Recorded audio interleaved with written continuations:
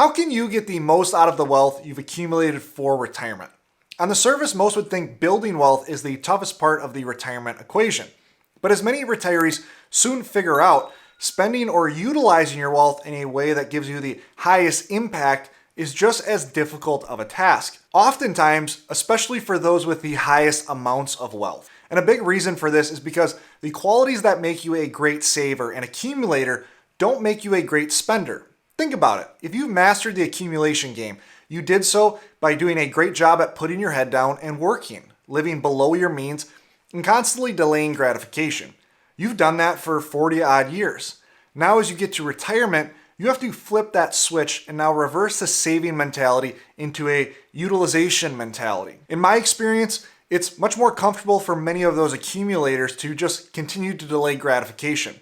After all, it's what you're used to. But the goal of wealth is not simply naive accumulation. Money is a tool, and if we don't use that tool in effective ways, we essentially waste that tool. And so in my experience, I've seen certain retirees really successful at utilizing wealth. They are very self-aware and know how to get direct impact from the dollars that they spend. I've also seen other great savers that are never able to flip that switch, and retirement becomes quite disappointing relative to their vision and dreams. In this video today, I want to discuss 5 areas that I believe retirees should be willing to spend more aggressively to get the biggest impact from their dollars. Now, these are not essential spending areas, but rather a little bit more discretionary areas.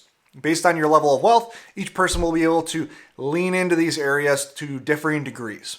Let's get into it. Number 1, an incredible area to get a massive ROI on your spending is preventative health. Now, we've all been the culprit of taking our health for granted at various points in our life, only to be reminded the value of our health when we are ill, injured, or inflicted with disease. The problem with our current healthcare system is that it really isn't a healthcare system at all. It's more of a sick care system. It's reactive rather than being preventative. As you move into your later years of life, your health-related decisions are amplified. First, there's a financial ROI. The 65 plus crowd right now is about 18% of the population, but they spend a disproportionate amount on healthcare relative to other demographics. A 65 plus year old on average will spend 2.5 times more on healthcare than the average working age person. Pretty simply, the healthier you are, the less you will spend on healthcare. Now, when I say spend on preventative health, what exactly do I mean? Well, I have a few clients that have done a great job at this, who have gone out and gotten preventative blood and nutrition testing. This can help identify current deficiencies, allowing you to focus your health efforts in a given direction. Or it can help uncover a, let's say, future heart problem that maybe wouldn't have been identified until more negative symptoms arose. Other retirees may find that putting money towards fitness, working on their physical health, will be helpful. That can be as simple as getting a gym membership all the way to maybe hiring a personal trainer. Peter Attia's book, Outlive, is in my opinion an invaluable book for the aging demographic. In this book, he drives home the importance of physical fitness as a slowing mechanism to aging. For instance, take a measure like VO2 max. VO2 max is a cardio-based measure that assesses the volume of oxygen your body uses while exercising at a hard effort.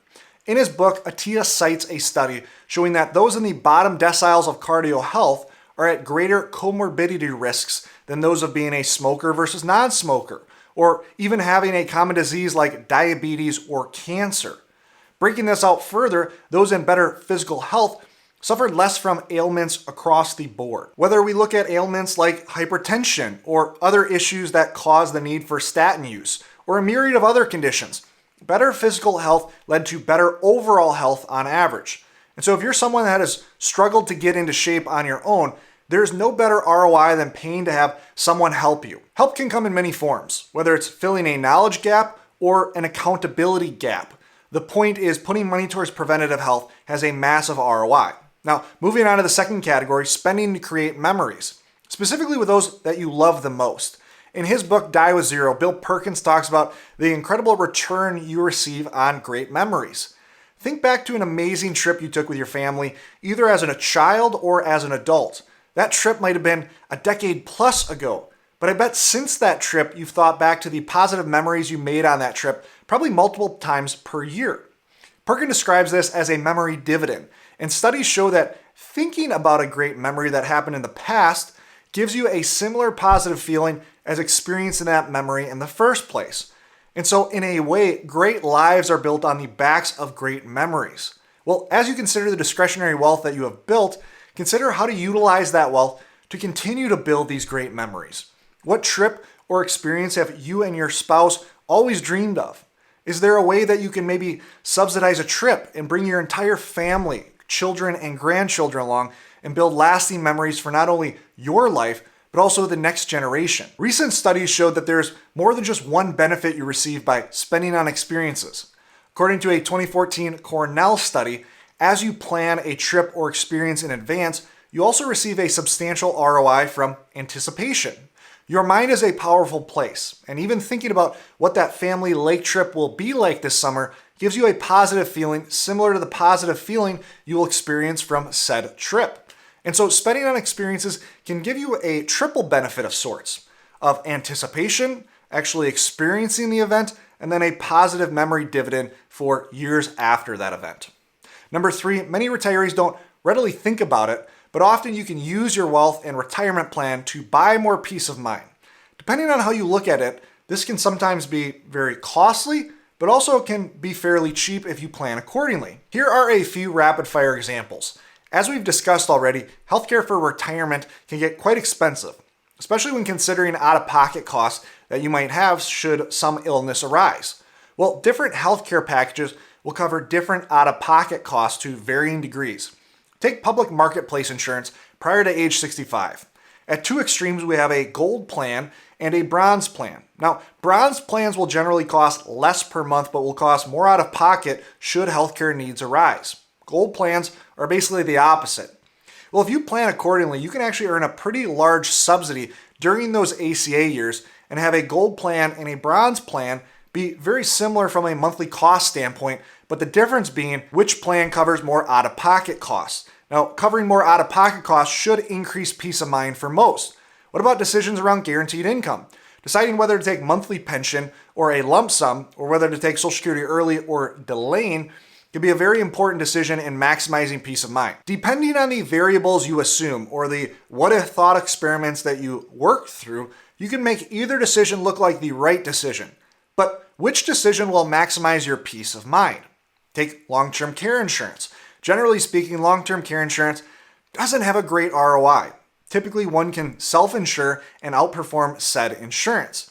But what if self-insuring causes you to worry about the growing cost of long-term care and the potential of you or your spouse incurring large costs at the end of life and thus draining all of your retirement savings? In retirement, we shouldn't just be focusing on the hard numbers when considering decisions, but also the quality of our life and mental state from said decisions. Another example would be the composition of your retirement portfolio. For many families, there will be an acceptable range of allocations that will lead to an acceptable probability of success. For instance, it's unlikely that having 70% in stocks will make a material probability of success difference than having, let's say, 60% in stocks. But there may be a material difference in peace of mind. I find a lot of wealth accumulators had success in the accumulation phase by focusing a lot on growth, which generally meant more volatile allocations. They then take this idea to retirement and try to have the most aggressive allocation that their plan can handle. And look, this might end up with you having the highest expected wealth at the end of your life, but at what cost? If you are constantly worrying about your portfolio or maybe even losing sleep, was the extra wealth worth it? What is the importance of peace of mind in your retirement? Number 4, buying back your time. How do you value your time in retirement? Because of the contrast from working, many will associate retirement with a period of time abundance. Because of this, I find some retirees devalue their time. What is your time worth if you're no longer earning a per hour paycheck? If you're valuing your time based on the income you are earning, then yeah, your time in retirement may not feel like it's worth much. But what if you value your time based on the time that you have left, more of a scarcity look? With this reframe, your time is more valuable than ever. Well, if you have financial capabilities, why spend any time doing things you don't want to do? That was the whole point of accumulating this wealth. What do I mean here? Well, just because you are retired and have the time doesn't mean you need to be doing things like cleaning the house or shoveling the driveway in the winter. For a pretty low cost, you can farm out all of those tasks to others. Here's another situation.